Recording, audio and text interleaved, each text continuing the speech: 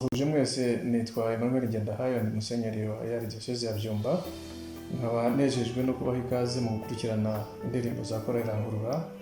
Korali Rangurura ni korali ikorera umurimo w'Imana mu ivugabutumwa muri ya Diocese ya Byumba Katedrali Paulo Wera. Ni korali igizwe n'abagabo n'abagore, abasore n'inkumi bashima Imana kandi bakunda umurimo w'ivugabutumwa. Korali yatangiye umurimo wayo mu mwaka w'1997 ifite intego nkuru yo dusanga muri Matayo 28:19, aho batubwira ngo nuko mugende muhindure abantu bose abigishwa ba Yesu. Iyo ntego ijyana n'izina Rangurura, kuko iyo usomye muri Bibiliya kuva mu Isezerano rya Kera ya mu Isezerano Rishya usanga akenshi Imana yarasabaga abantu ubwoko bwayo kurangurura babwira abandi, kubwira abantu mu byo barimo, cyane cyane ibyaha byabaga biriho byo gukurikira izindi mana n'ibindi. Kandi kurangurura Imana ikaba yarasabaga abantu ko barangurura ijwi ryabo bakanga kandi birukana imyuka mibi n'abanzi b'ubwoko bw'Imana. Ariko igikomeye ni uko Imana yasabaga abantu kurangurura amajwi yabo bashima, bavuza impundu kandi bahimbaza Imana, cyane cyane ku bw'intsinzi babaga barimo. Iyo ntsinzi rero tugomba kurangurura ni iyo n'ubundi twabonye ku musaraba wa Kristo mu kuzuka kwe. Ari nayo mpamvu iyo ntego yo kugenda kubwira abantu kuva mu byo barimo, kugenda tukarangurura amajwi dukangurira abantu guhora bashima kandi bahimbaza Imana. Rangurura yayikoze ishaka kugira ngo ikore umurimo mu ivugabutumwa, harimo ibikorwa byo gufasha abantu mu buryo butandukanye kandi igakora n'umurimo mu buryo bwo gusenga.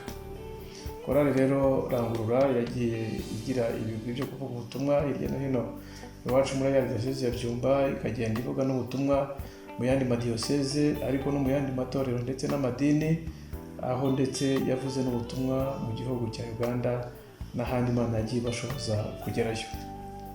Korali Rangurura mu kuvuga ubutumwa mu ndirimbo ubu imaze gusohora volume ebyiri. Iyi akaba ari volume ya gatatu.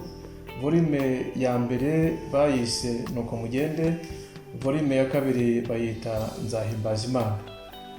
Iyi volume ya gatatu mugiye gukurikirana ni volume bise dufite Imana nyamana, cyane ko mu ntego no mu butumwa bashaka kubwira abantu mu gihe cya none abantu bararangazwa n'ibigirwamana, bakarangazwa n'imana zitari zo, aho n'ubundi abantu batibuka isano bafitanye n'umuremyi wabo. Niyo mpamvu iyi volume bayise dufite Imana nyamana, Imana itari bayari, Imana ikiriho, Imana ikora. Nk'uko mu gihe Pawulo yagendaga muri Atenayi yazengurutse agenda areba imyemerere yabo, baza kubona hari ibicaniro byinshi biriho amazina y'Imana nyinshi zabo bemeraga. Nuko baza kugera ahantu handitseho ngo igicaniro cy'Imana itazwi, aho ni mu Byagezwe n'Intumwa igice cya 17:23.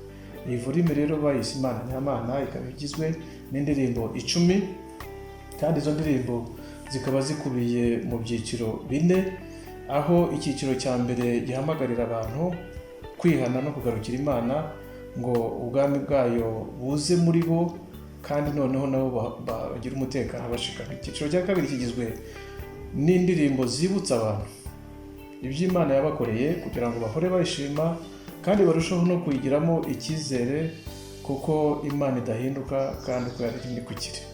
Icyiciro cya gatatu kirimo indirimbo kandi zihamagarira abantu guhora basenga no kuba maso mu bihe bya none, kugira ngo hatagira ikibariganya ingororano Imana yabageneye, harimo n'ingororano y'ubugingo bw'iteka.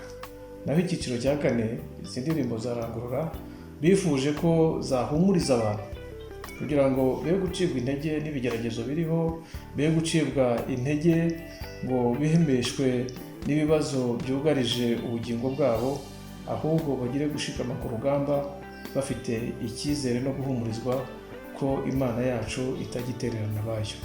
Niyo mpamvu rero maze kuzisoma nkazumva, nkakurikirana amagambo arimo y'ubuhanga, nkakurikirana injyana zirimo n'amajwi meza y'abaririmbyi, nasanze koko aya magambo n'indirimbo ubwazo zifite ubutumwa bwo gufasha abantu kumenya Imana nyamana, Imana idahinduka, Imana ya yindi ifite umugambi mwiza nk'uko ibivuga muri Yeremiya 29:11, munsi ibyo nibwira nzabagirira.